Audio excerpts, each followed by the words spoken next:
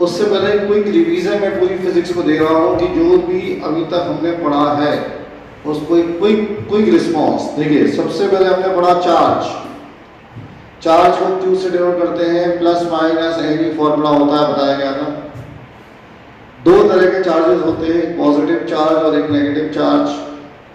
Positive charge का मतलब होता है deficiency of electrons, negative charge का मतलब होता है एक्सेस ऑफ इलेक्ट्रॉन्स। ये सब बातें आपको बता दी गई थी। फिर हमने पढ़ा था करंट, चार्ज अपॉन टाइम। ये फॉर्मूले करंट पढ़ा था हमने, चार्ज अपॉन टाइम।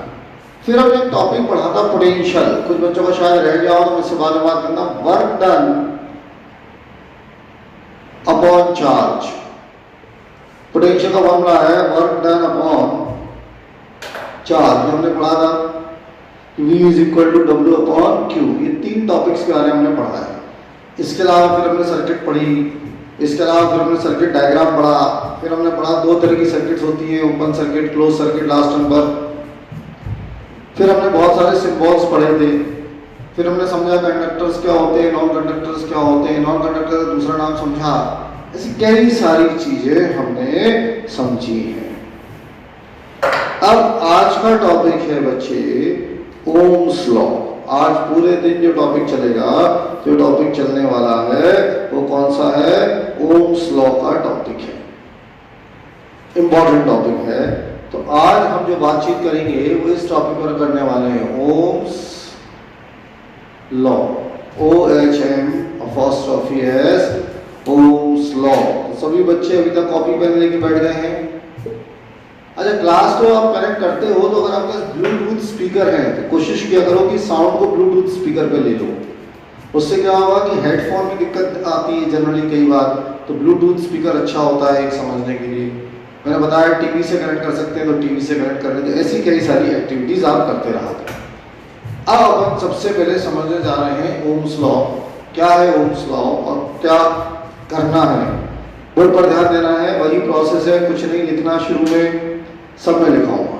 देखिए, एक साइंटिस्ट हुआ करते थे जॉर्ज साइमन ओम। उनका पूरा नाम था जॉर्ज साइमन ओम। ये साइंटिस्ट थे। अब साइंटिस्ट का मतलब होता है जो लगातार एक्सपेरिमेंट्स करता जा रहा है, जो लगातार चीजों को करते जा रहे हो, उनको हम लोग क्या कहते हैं? साइंटिस्ट। अब ये जॉर्ज साइमन ओम जो थे, चूंकि ये साइंटिस्ट थे तो लगातार कुछ ना कुछ नया कर रहे थे, तो इन्होंने स्टडी करी V की और I की। समझो बात को, इन्होंने दो चीजों को पढ़ा, दो चीजों में रिलेशन डेवलप किया, और वो दो चीजें थी कौन कौन सी? एक V और एक I। V मतलब पोटेंशियल, जो आपको समझा चुके हैं हम, और I मतलब करंट। इन दो के बारे में उन्होंने स्टडी की, उन्होंने कई सारे एक्सपेरिमेंट्स की, और कई सारों एक्सपेरिमेंट्स करने के बाद जो रिजल्ट निकला, What the George Simon Ohm find out कि V जो है I के प्रोपोर्शनल रहा।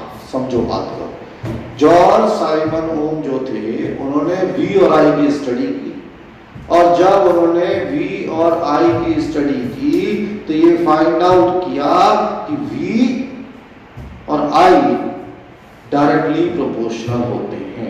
ये उन्होंने समझने की कोशिश की, एक्सपेरिमेंट से पता किया कि V और I डायरेक्टली प्रोपोर्शनल का मतलब होता है अगर I डबल तो V भी डबल, अगर I हाफ तो V भी हाफ। मेरी बात समझ रहे हैं? डायरेक्टली प्रोपोर्शनल का मतलब है अगर I बढ़ेगा तो V बढ़ेगा, I कम होगा तो V कम होगा। ऐसा फाइंड आउट किया जॉर्ज साइमन, और ये फाइंड आउट तब किया जब जो वायर था, वायर, उसकी फिजिकल कंडीशंस जो थी, फिजिकल कंडीशन से मतलब है टेम्परेचर, प्रेशर, ये सब कांस्टेंट था। पहले समझ लो, ये सब क्या था? कांस्टेंट। मतलब टेम्परेचर चेंज नहीं हो रहा और उसका प्रेशर चेंज नहीं हो रहा और उसकी लेंथ नहीं चेंज हो रही। अगर एक वायर है तो उसमें अगर I बढ़ेगा तो V बढ़ेगा, ये फाइंड आउट किया, और इसी को कहते हैं ओम्स लॉ। क्या कहते हैं? Ohm's law. बात समझो, V और I डायरेक्टली प्रोपोर्शनल है, तो जब प्रोपोर्शनल का साइन हटेगा तो V इज इक्वल टू क्या आएगा? RI। बात समझ इसको हम लोग कहते हैं ओम्स लॉ। क्लियर है? अब हेडिंग डालो ओम्स लॉ और जैसा जैसा मैं लिखा रहा हूं वैसा वैसा लिखना शुरू करो। लिखिए ओम्स लॉ, फिर दोबारा समझाऊंगा, अभी लिखना शुरू करें फटाफट। ओम्स लॉ लिखें। जॉर्ज साइमन ओम, पूरा नाम लिखो, GEORG, George Simon Ohm studied the, George Simon Ohm studied मतलब पढ़ा, studied the relation between, George Simon Ohm studied the relation between potential difference V and current I. George Simon Ohm studied the relation between, ऐसा लिखें, studied the relation between potential difference V and current I, and current I, and this relation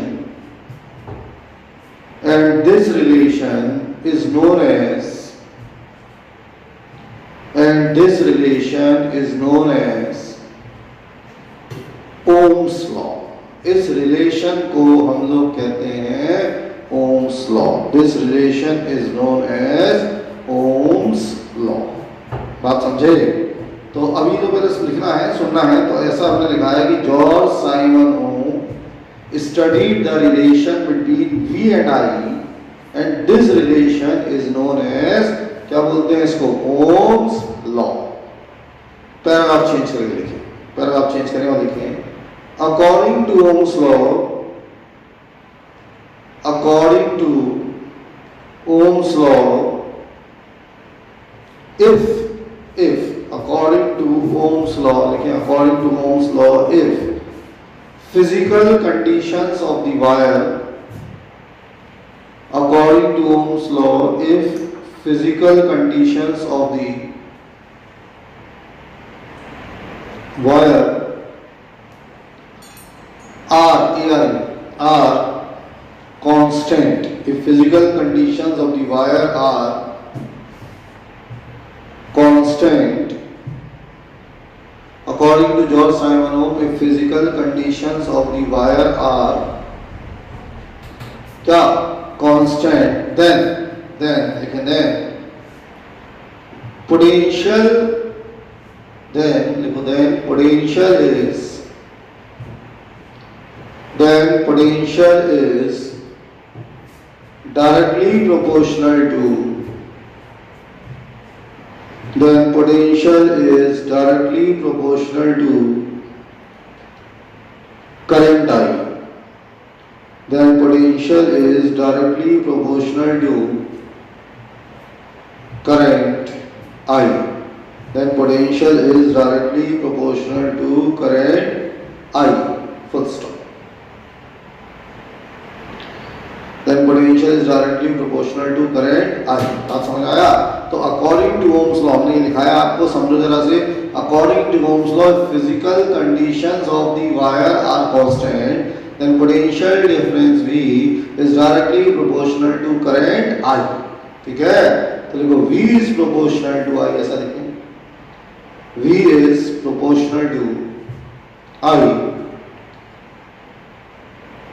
तो देखो V is equal to RI, V is equal to RI, बात समझे, V is equal to RI, भैया बात समझ गए? Where R is, देखो where R is, यहाँ पर जो R है वो है कांस्टेंट ऑफ प्रोपोर्शनैलिटी, आप समझे? अगर R इज, R क्या है? Constant of proportionality. R जो है वो कांस्टेंट ऑफ प्रोपोर्शनैलिटी है। ठीक है, बात समझ में आती है? यहाँ पर R जो है बच्चे वो क्या है? Constant of proportionality. तो ओम्स लॉ क्लियर है? बात को समझने की कोशिश करेंगे तो लिखो where R is constant of proportionality known as क्या बोलते हैं इसको, resistance, known as resistance. R जो है वो कांस्टेंट ऑफ प्रोपोर्शनलिटी है जिसको हम लोग रेजिस्टेंस कहते हैं। ठीक है, समझ गए? तो ओम्स लॉ क्या कहता है कि V is directly proportional to I। समझ में आ रहा है? क्लियर है?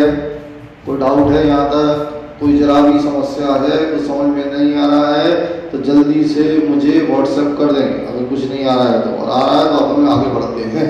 कोई इंपॉर्टेंट टॉपिक है, आज पूरे दिन इसी पे चर्चा करेंगे। ठीक है, चलिए अब मैं आगे की बात कर रहा हूं, ओम्स लॉ के आगे की बात कर रहा हूं। तो ओम्स लॉ ने कहा कि V is directly proportional to I, V is equal to RI। ऐसा तब होता है जब फिजिकल कंडीशंस वायर की क्या है, कांस्टेंट। अब मेरी बात को ध्यान से सुनो। जिन बच्चों को ग्राफ की नॉलेज है, जो बच्चे ग्राफ के बारे में जानते हैं, वो बताओ जरा बोर्ड पर देख के कि जैसे मैंने V और I का ग्राफ बनाया है, मान लो इधर V है और इधर I है, मान लो मैंने V और I का ग्राफ बनाया। ध्यान से सुनना है, ध्यान से समझना। तो V और I डायरेक्टली प्रोपोर्शनल है। डायरेक्टली का मतलब होता है अगर I बढ़ेगा तो V बढ़ेगा, I कम होगा तो V कम होगा। तो डायरेक्टली प्रोपोर्शनल का ग्राफ ऐसा आता है, स्ट्रेट लाइन। स्ट्रेट लाइन का मतलब ये होता है। ठीक है, और मान लो ग्राफ ऐसा आ रहा है, ऐसा मान लो ग्राफ ऐसा आ गया, ऐसा, तो इसका मतलब V और I डायरेक्टली प्रोपोर्शनल नहीं है। तो ओम्स लॉ में जो ग्राफ आएगा V और I का वो ये होगा। तो लिखेंगे पैराग्राफ चेंज करके लिखेंगे ग्राफ बिटवीन, ध्यान से सुनना, graph between V and I, ऐसा लिखो, graph between V and I for Ohm's law, graph between V and I for Ohm's law is here. V is directly here. तो graph between V and I for Ohm's law ये graph होगा। बात को समझने, क्योंकि V और I जो है वो डायरेक्टली क्या है, प्रोपोर्शनल है, तो हम ये ग्राफ बनाएंगे। ठीक है, समझ गए? तो अगर हमसे कोई पूछे ग्राफ कैसा आ रहा है V और I के बीच का, तो V और I के बीच का ग्राफ स्ट्रेट लाइन है। ये आपको ओम्स लॉ बताता है। कर पाओगे? कोई डाउट है? जल्दी बोलो, समझ में आ गया? जरा भी कोई डाउट हो इसके अंदर तो बताए, नहीं तो मैं आगे बढ़ जाऊं। तो आज से कोई पूछे कि ग्राफ कैसा है,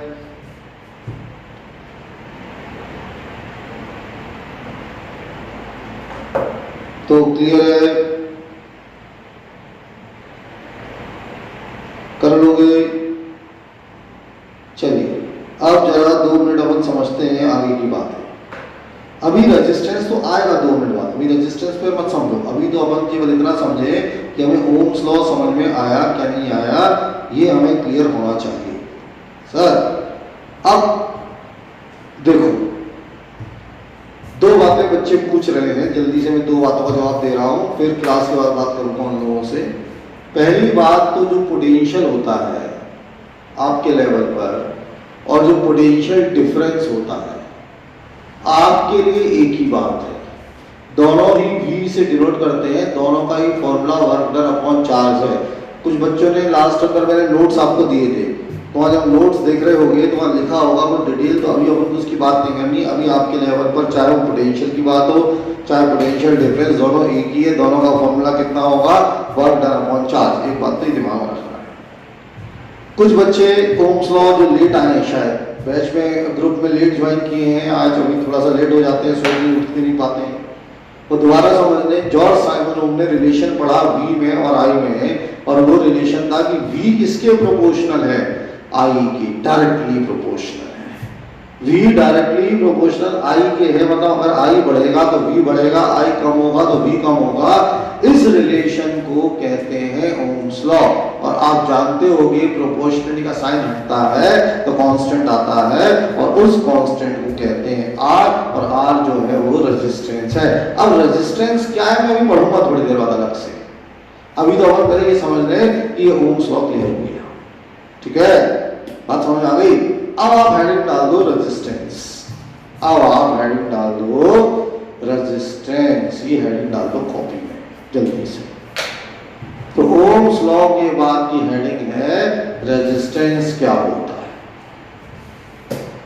चलिए अब मेरी बात समझें, ये जो वायर होता है, वायर रेजिस्टेंस होती है किसी भी वायर की या किसी भी कंडक्टर की प्रॉपर्टी, समझने की कोशिश करेगा। रेजिस्टेंस होता है किसी भी वायर या कोई कंडक्टर है, उसकी प्रॉपर्टी को हम लोग रेजिस्टेंस कहते हैं। अब क्या होती है प्रॉपर्टी? रेजिस्टेंस एक इंटरनल प्रॉपर्टी होती है, इंटरनल मतलब अंदर से एक प्रॉपर्टी होती है which अपोज करती है current to flow.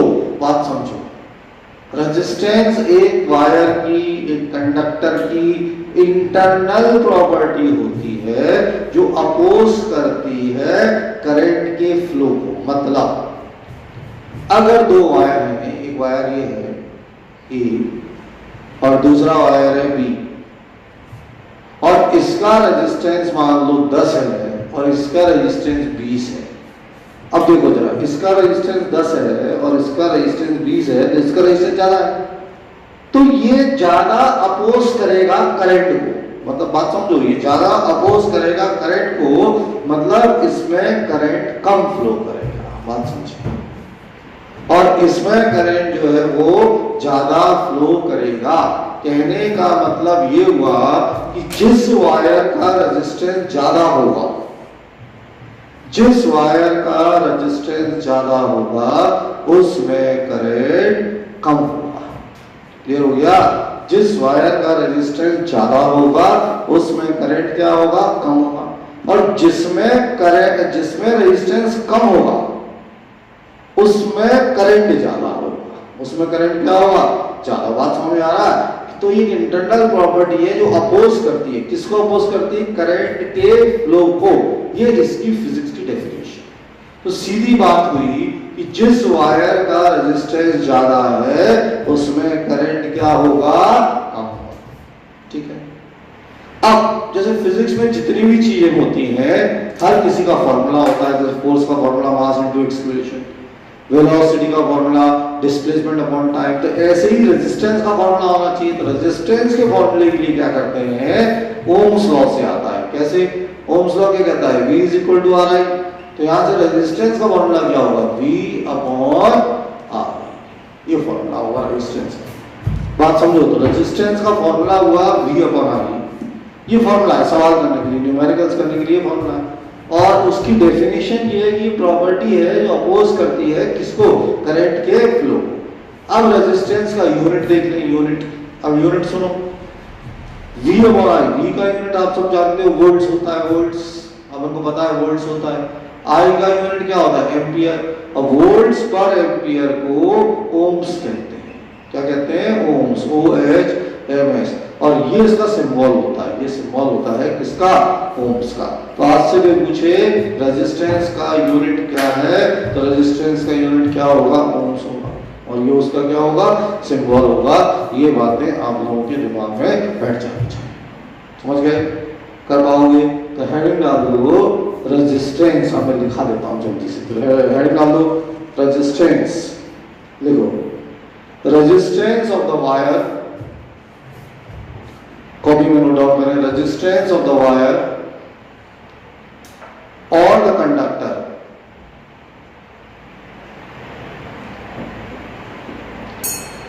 resistance of the wire or the conductor is the property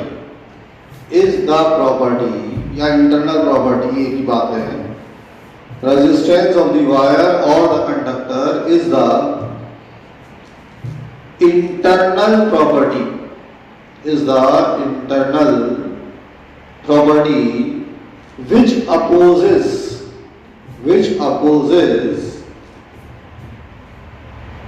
the flow of current, which opposes the flow of current, बात समझो, which opposes the flow of current. So it is the internal property of the wire which opposes the flow of current. ठीक है, तो ये दिमाग में feed हो जाना चाहिए कि अगर हमसे कोई बात कर रहा है कि रेजिस्टेंस क्या है, तो अपन दोबारा समझ लें, resistance is the internal property of the wire which opposes the flow of current. That is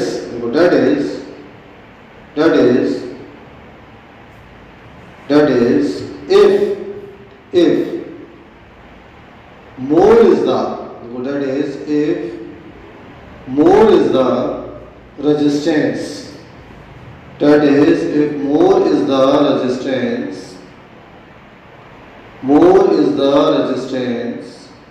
lesser is the current. more is the resistance, जितना ज्यादा resistance होगा, more is the resistance, lesser is the current. more is the resistance, lesser is the current. बात समझ गए? more is the resistance, जितना ज्यादा resistance होगा, current क्या होगा, उतना ही कम होगा। क्लियर है यहाँ? तो मैंने ये वाली बात दिखा दी कि इंटरनल प्रॉपर्टी है which opposes the flow of current, जितना ज्यादा रेजिस्टेंस होगा उतना कम क्या होगा, करंट होगा।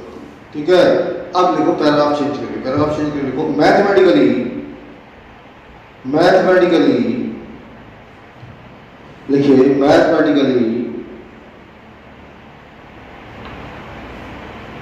Resistance is defined as, mathematically resistance is defined as,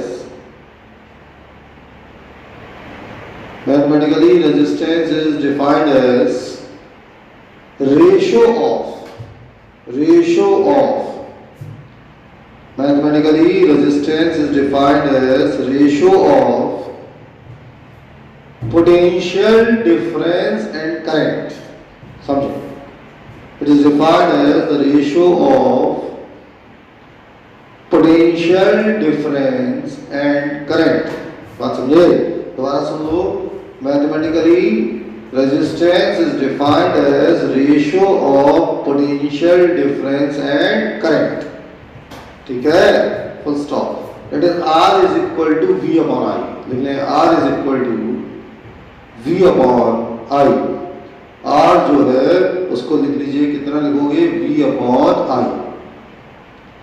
तो R is equal to आ गया V upon I. तो इतनी बातें आप लोगों को समझ में आ जानी चाहिए कि R जो है वो V अपॉन I है। यूनिट ऑफ रेजिस्टेंस वोल्ट्स पर ampere known as ohms, volts पर एम्पियर, और उसी को क्या कहते हैं अपन, ओम्स कहते हैं। वोल्ट्स पर एम्पियर होता है और उसी को हम लोग क्या कहते हैं बच्चों, ओम्स। और इट सिंबल, इसका सिंबल बना लें ऐसा, उल्टा यू जैसा सिंबल इसका होता है। तो ये बातें हैं जो आप लोगों के दिमाग में फीड हो जानी चाहिए। क्लियर है? तो हमने अभी दो बातें की, दोनों बातें बहुत इंपॉर्टेंट है। पहली बात मैंने की ओम्स लॉ की। ओम्स लॉ कहता है कि V और I डायरेक्टली प्रोपोर्शनल होते हैं, तो V is proportional to I, तो V is equal to I। लेकिन कंडीशन है कि उसमें फिजिकल कंडीशंस वायर की कैसी होनी चाहिए, कांस्टेंट होनी चाहिए। दूसरी बात, रेजिस्टेंस क्या है, तो इंटरनल प्रॉपर्टी है वायर का विच अपोजिस क्या करता है, फ्लो ऑफ करंट। मतलब जितना ज्यादा रेजिस्टेंस होगा करंट उतना कम होगा। दूसरी बात ये समझ में आनी चाहिए हमें कि जो फॉर्मूला होता है रेजिस्टेंस का वो V अपॉन I होता है, और जो यूनिट होता है रेजिस्टेंस का वो ओम्स होता है। ठीक है। अब मैं आपसे कुछ बातें पूछूंगा, ध्यान से सुनता। ये सारी बातें बहुत डेप्थ की हैं, आप इसी से अंदाजा लगाएं डेप्थ की। ये अभी आप पढ़ रहे हो 10th में चैप्टर, और 12th में भी ये चैप्टर है, वहां भी रेजिस्टेंस होता है, वहां भी ओम्स लॉ होता है, वहां भी ये सब चीजें पढ़ाई जाती हैं। तो एक आईआईटी में जो क्वेश्चन आया था, और मेडिकल एग्जाम में जब आप बायो लियो तो नीट का एग्जाम दोगे 2 साल बाद 3 साल बाद, तो उसका जो क्वेश्चन आया था वो क्वेश्चन मैं आपसे पूछ रहा हूँ। आपको मुझे मेरे व्हाट्सएप में रोज बताता हूँ 9229467000 पर आंसर भेजना है। ऑब्जेक्टिव क्वेश्चन दे रहा हूँ ABCD, तो आपको ए आंसर है तो A, B है तो B, और C है तो C, और D। क्वेश्चन सुनना, ध्यान से सुनिएगा। if potential is double, ध्यान से सुनना, if potential is double, समझने की कोशिश करना। if potential is double, then resistance will be, समझे question, if potential is double then resistance will be, option से double, half, 4 times, no change। Register का फॉर्मूला बताया गया था आपको V/I, ऐसा दिमाग लगाओ। क्वेश्चन है if potential is double then resistance will be, क्या होगा, डबल। अगर आपको लगता है डबल तो A भेजो, B हाफ, C 4 टाइम्स, और D नो चेंज। करिए फटाफट इसके आंसर भेजिए, जल्दी देखिए क्या करते हैं।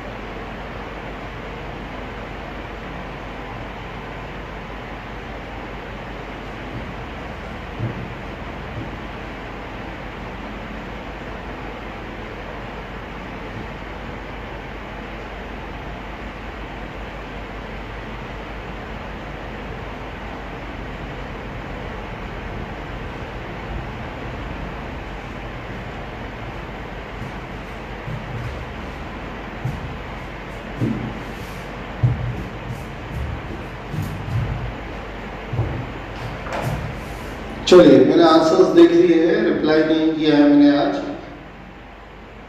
तो जनरली जो आंसर्स आए हैं वो आए हैं ज्यादातर बच्चों के ए डबल। उनने कैसे सोचा, देखो रेजिस्टेंस V/I है, पोटेंशियल डबल, तो ये डबल हो गया। देखो आप लोग जो दिमाग लगाए वो ऐसे लगाए कि ये डबल हो गया, ये डबल है, तो रेजिस्टेंस भी क्या होगा, डबल। तो ज्यादातर बच्चों ने जो आंसर मुझे भेजा है वो ये भेजा है डबल। इट इज रॉन्ग, ये गलत है। बात समझ लो, डबल नहीं होगा। अब क्यों नहीं होगा वो भी समझा रहा हूं पहले, लेकिन ये समझो ही गलत है।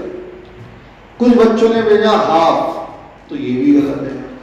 हाफ कैसे हो जाएगा, जब V डबल करोगे तो रजिस्टर डबल होगा। जब बात तो समझ आ रही, हाफ तो होगा।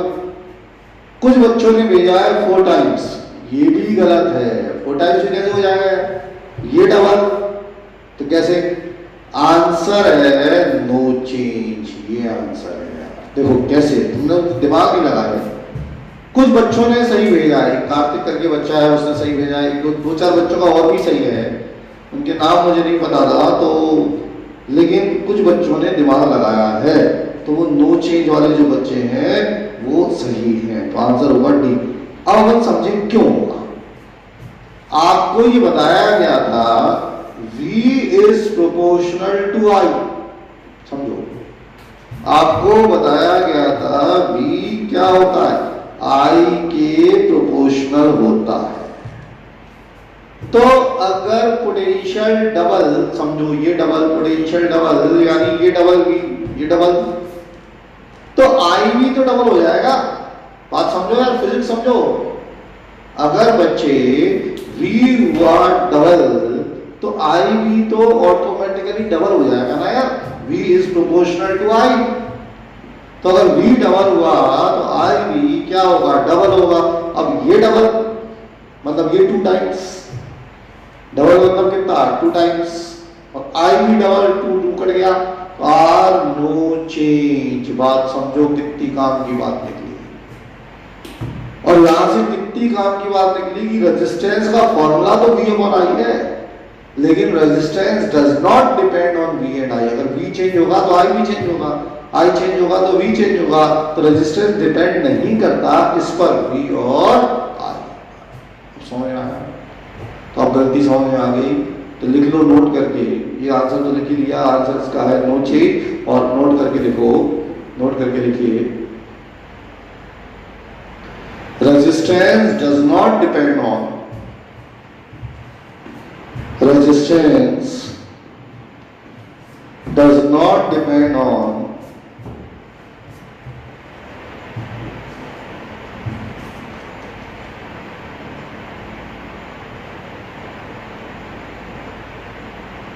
potential V and current I. Resistance does not depend on potential V and current I। जो रेजिस्टेंस है वो डिपेंड ही नहीं करता पोटेंशियल V पर और करंट I पर। ये बात समझ में आ गई, क्लियर है? तो ऐसे क्वेश्चंस आते हैं, और ये क्वेश्चन मेडिकल एग्जाम में आया है, नीट में, जिसके आप सपने देख रहे होंगे अभी से आगे आगे डॉक्टर बनेंगे जो बच्चे बायोलॉजी लेंगे। अब मैं आपको एक IIT का क्वेश्चन दे रहा हूँ, ध्यान से सुनना। ये क्वेश्चन IIT में आया है और हम अभी से उड़ा रहे हैं क्वेश्चंस को, ध्यान देना, और अब बताना सब बच्चे दिमाग लगा के लिखिए। क्वेश्चन था,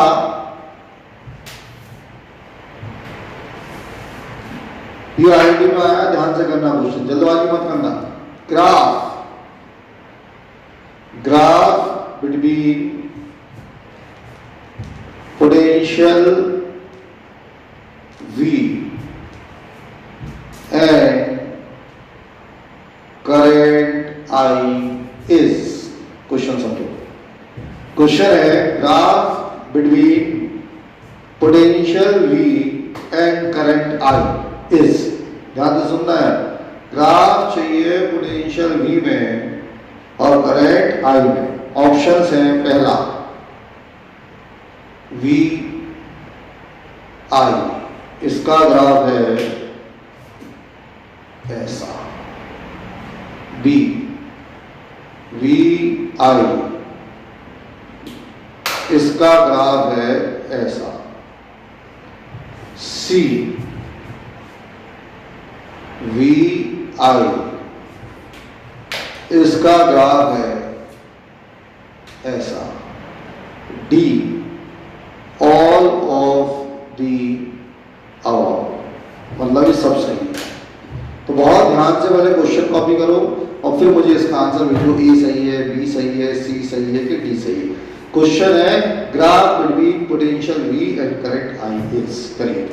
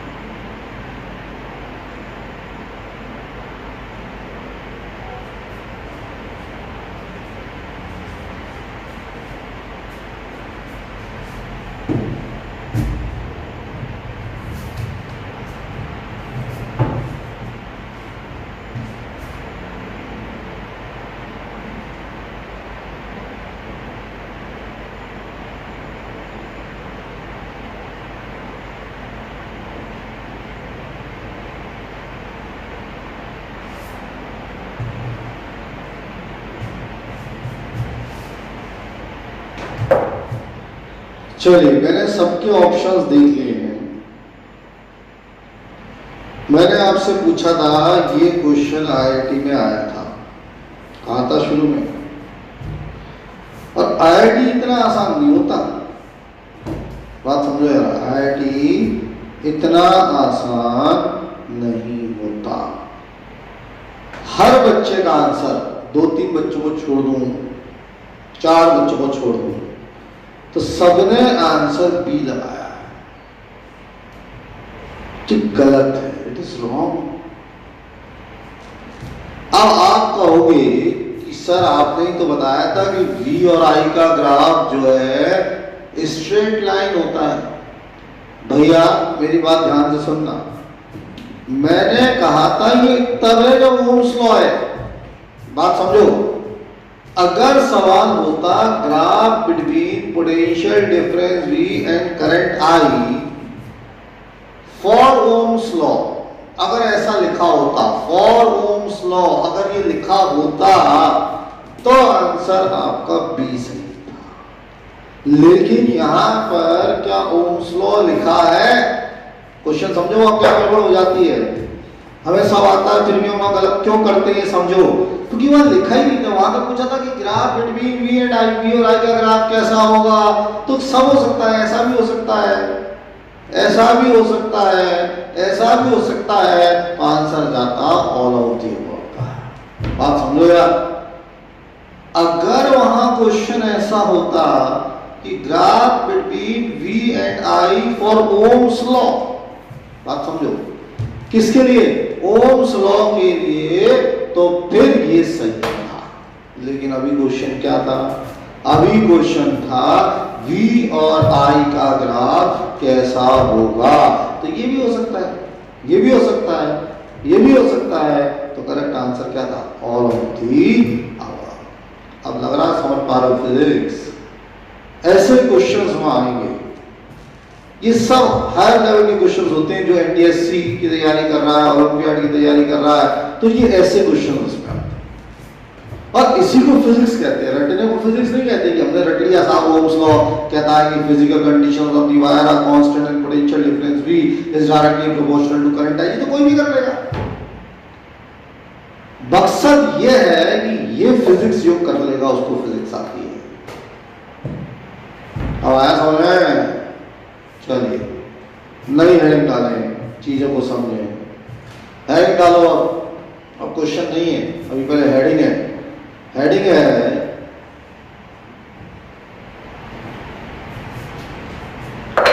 slope of SLOPE VI graph for Ohm's law. Slope ऑफ VI ग्राफ फॉर, लिखा है Ohm's law, Ohm's law slope ऑफ VI ग्राफ, V और I के ग्राफ का स्लोप पढ़ना।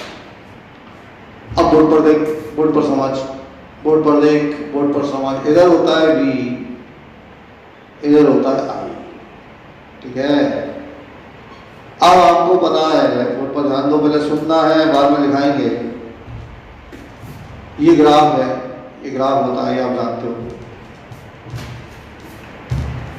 तो जो स्लोप होता है किसी भी ग्राफ का, अभी आप मैथ्स में चैप्टर पढ़ोगे कुछ दिनों बाद, ट्रिग्नोमेट्री। ध्यान से सुनना, हमारी मैथ्स के क्लास 10 के सिलेबस में एक चैप्टर है जिसको कहते हैं ट्रिग्नोमेट्री। अभी आपने ट्रिग्नोमेट्री नहीं पढ़ा, लेकिन थोड़ा सा पढ़ा होगा 9th क्लास की फिजिक्स में, वर्क पावर एनर्जी में, वहां पर वर्क पढ़ा होगा FD cos थीटा। अगर आपने ढंग से फिजिक्स पढ़ी है तो वहां बताया जाता है कि वर्क का फॉर्मूला होता है force into displacement into cos theta. नहीं पढ़ा तो अभी अपन समझ लेते हैं, कोई बात नहीं। तो ट्रिग्नोमेट्री जब पढ़ोगे तो वहां कुछ चीजें आती हैं, उसमें एक चीज होती है tan थीटा। बात समझो, ट्रिग्नोमेट्री जब पढ़ेंगे तो उसमें एक चीज आएगी tan थीटा। ये ट्रिग्नोमेट्री है, ये आप पढ़ोगे। और tan थीटा का फॉर्मूला होता है परपेंडिकुलर अपॉन बेस। समझो tan थीटा का क्या फॉर्मूला होता है, परपेंडिकुलर अपॉन बेस। अब सुनो, ये वी आई ग्राफ है, स्ट्रेट लाइन आएगा क्योंकि ओम्स लॉ लग रहा है, हमें इसका स्लोप निकालना है। तो स्लोप को फिजिक्स में कहते हैं tan थीटा। और मान लो आप tan थीटा नहीं सीख पा रहे हैं तो आप ऐसे समझ लो कि स्लोप होता है perpendicular upon base. tan theta को ही क्या कहा जाता है, परपेंडिकुलर अपॉन बेस। अब बोर्ड पर देखना ध्यान से, ये वी आई ग्राफ है, ये लाइन मान लो ओ है, ये अब मैंने यहां से परपेंडिकुलर बनाया तो इसका नाम बी दे दिया। ये एंगल थीटा होता है ट्रायंगल, ये वाला एंगल क्या होता है, थीटा। थीटा वो एंगल है जो एक्स एक्सिस यहां से बनाते हैं tan थीटा। अब देखो स्लोप मतलब tan थीटा और tan थीटा मतलब परपेंडिकुलर अपॉन बेस। तो यहां से मैं परपेंडिकुलर निकालूंगा तो ए बी आएगा। देखो tan थीटा परपेंडिकुलर क्या होगा, ए बी, और बेस क्या होगा, ओ बी। तो ये चीज हो गई A B upon O B. समझना हो गया कि नहीं हो गया भाई? देखो परपेंडिकुलर निकालोगे तो ए बी हुआ और बेस क्या होगा, ओ बी, ऐसा होगा। अब जो ए बी है, ये जो ए बी है ये इसके बराबर है, और इधर क्या है, वी। बात समझो, देखो ये जो ए बी है ये परपेंडिकुलर लाइन से ये इसके बराबर होगा अपोजिट रेक्टेंगल, तो ये क्या है, वी। बात समझो, तो ये हो गया वी, ये हो गया वी, ठीक है। और जो ओ बी है वो ये ओ बी, और ये ऐसे, तो ये क्या है, आई, तो ये हो गया v अपॉन आई। बात समझे यार, v अपॉन आई गुजरा दिमाग में। और थोड़ी देर पहले हमने पढ़ा था कि v is equal to R I होता है, तो v अपॉन आई को क्या कहते हैं, रेजिस्टेंस। ऐसा कुछ याद है ओम्स लॉ में? तो ये v अपॉन आई जो हो गया वो क्या हो गया, रेजिस्टेंस। मतलब बात समझो कितनी इंपॉर्टेंट है कि जो स्लोप होता है वी आई ग्राफ का वो क्या बताता है, रेजिस्टेंस बताता है। तो एग्जाम में आएगा which physical quantity does the slope of V I graph denotes. तो जो वी आई ग्राफ का स्लोप है वो क्या है, रेजिस्टेंस है। कर पाएंगे, समझ पाएंगे, क्लियर हो रहा है?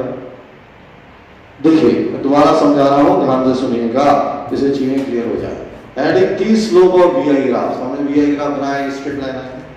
स्लोप का मतलब tan थीटा, tan थीटा का मतलब परपेंडिकुलर अपॉन बेस। अब ये मैंने स्ट्रेट लाइन बताया तो यहां से परपेंडिकुलर बना दिया, तो परपेंडिकुलर क्या हो गया, ए बी, और बेस क्या हो गया, ओ बी। तो मैंने यहां रखा परपेंडिकुलर क्या है, ए बी, और बेस क्या है, ओ बी। अब ए बी जो है वो बी है और ओ बी जो है वो आई है, तो ये क्या हो गया, बी अपॉन आई, और ये क्या हो गया, रेजिस्टेंस। समझ आया? हेडिंग डाल दो, फिगर बना लो और ये पूरा नोट डाउन कर लो जल्दी से 5 मिनट में। बहुत काम की चीज है, 3 मिनट आपको दे रहे हैं नोट डाउन करने के लिए, करें।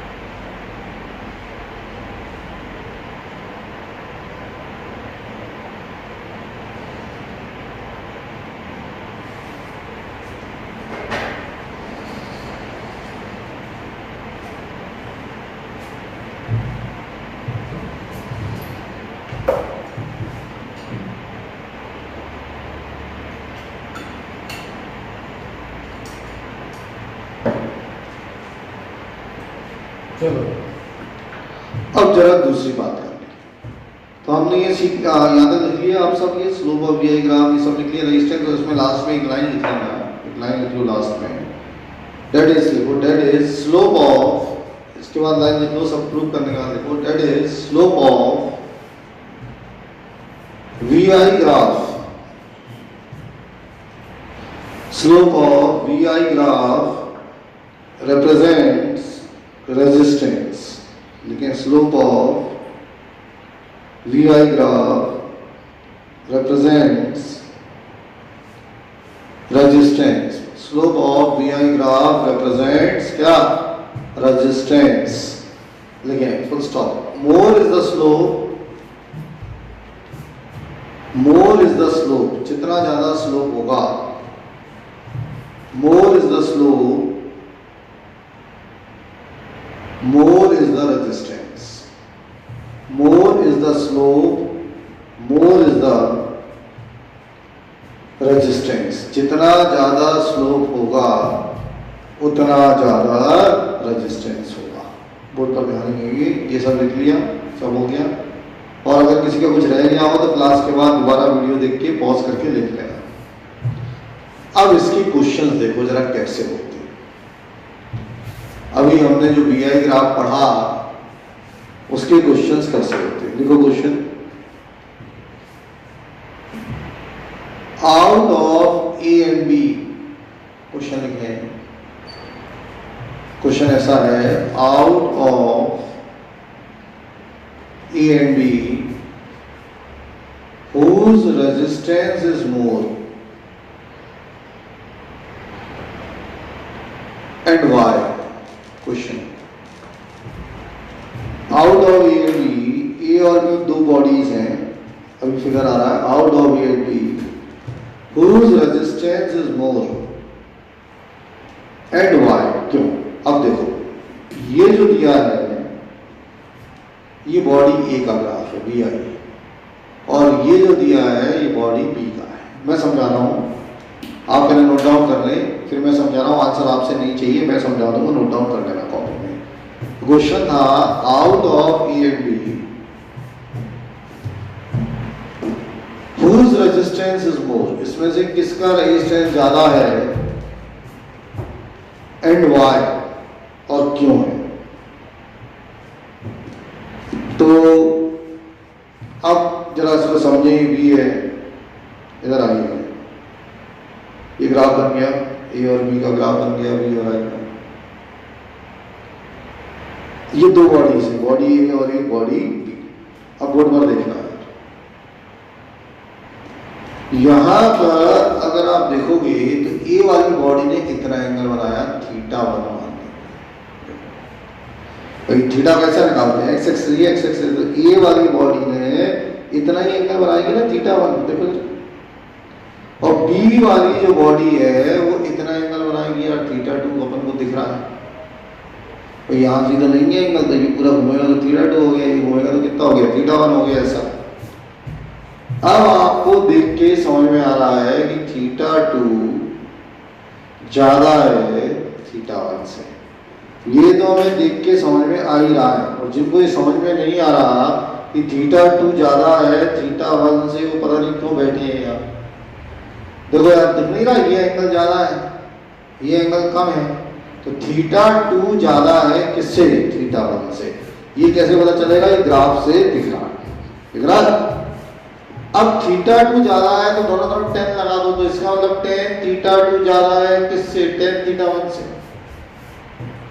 बात समझे भाई, सीधा सीधा थीटा टू ज्यादा है थीटा वन से, मैंने दोनों तरफ टेन का मल्टीप्लाई कर दिया, तो टेन थीटा टू ज्यादा है टेन थीटा वन से। और टेन थीटा को स्लोप कहते हैं, तो स्लोप टू ज्यादा है किससे, स्लोप वन से। अभी पढ़ाया था कि टेन थीटा को स्लोप कहते हैं। अब टेन थीटा टू ज्यादा है टेन थीटा वन से, इसका मतलब स्लोप टू का ज्यादा है किससे, वन के स्लोप से। बात समझे। और जो VI ग्राफ का स्लोप होता है वो क्या बताता है, रेजिस्टेंस। इसका मतलब रेजिस्टेंस टू ज्यादा है किससे, रेजिस्टेंस वन से। टू वाला कौन है, बी। इसका मतलब बी का रेजिस्टेंस ज्यादा है ए के रेजिस्टेंस से। ऐसे क्वेश्चन आएंगे, कर पाओगे? इसको फटाफट नोट डाउन करो, जल्दी जल्दी नोट डाउन करो।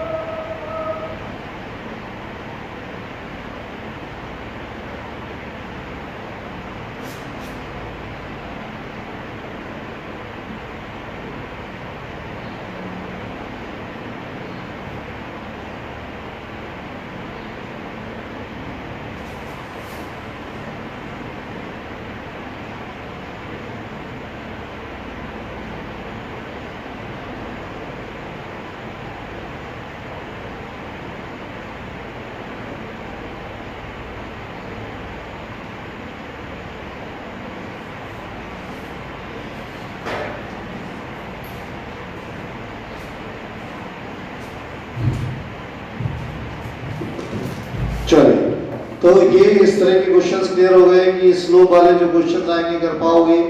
जैसे इसमें स्लोप दिया था कि θ2 ज्यादा है, इसमें स्लोप दिया था θ1 ज्यादा है, तो यहाँ पर अपन ने समझा कि θ2 ज्यादा है θ1 से, तो tan θ2 ज्यादा है tan θ1 से, मतलब स्लोप 2 का ज्यादा है स्लोप 2 से। और स्लोप क्या होता है? रेजिस्टेंस, तो R2 ज्यादा है किससे? R1 से, यानी R of resistance of B is greater than resistance of A। ठीक है, अब मान लो सवाल उल्टा हो जाए, क्वेश्चन सुनना। मान लो ये क्वेश्चन आ जाए एग्जाम में, out of A and B, question समझना यही सब कुछ है, out of A and B in which more current will flow.